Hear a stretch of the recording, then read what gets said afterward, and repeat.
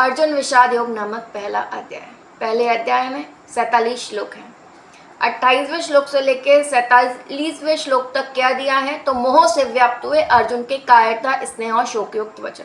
अर्जुन को मोह हो रहा है अपने घर वालों से, अपने कुटुंबियों से, और वो कायरता दिखा रहा है, शोक कर रहा है, और उसको स्नेह भी हो रहा है, और वो कुछ वचन कहता है।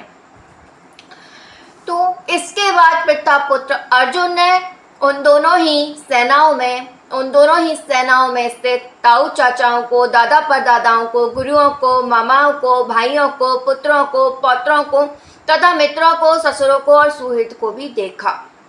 ठीक है। प्रथा कौन है, तो कुंती का दूसरा नाम है।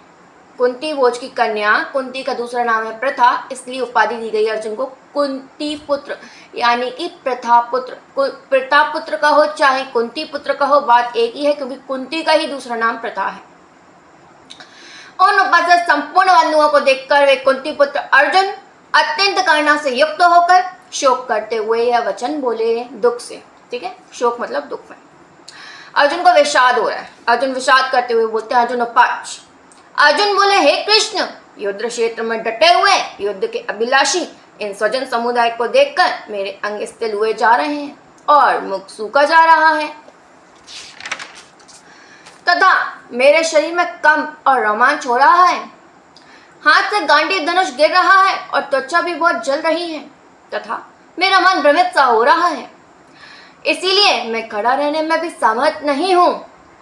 हे केशव, मैं लक्षणों को भी विपरीत ही देख रहा हूं तथा युद्ध में स्वजन समुदाय को मारकर कल्याण भी नहीं देखता। स्वजन, स्व मतलब अपने निज के परिवार के लोगों को। फिर अर्जुन कहते हैं, हे कृष्ण, मैं ना तो विजय चाहता हूं और ना राज्य तथा सुखों को ही। हे गोविंद, हमें ऐसे राज्य से क्या प्रयोजन है अथवा ऐसे भोगों से और जीवन से भी क्या लाभ है।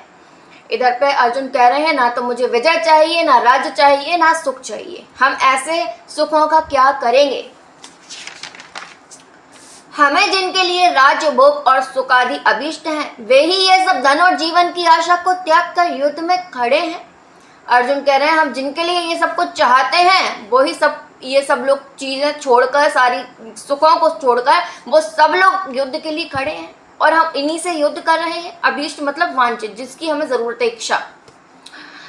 गुरुजन, ताऊ चाचे, लड़के और उसी प्रकार दादे, मामे, ससुर, पौत्र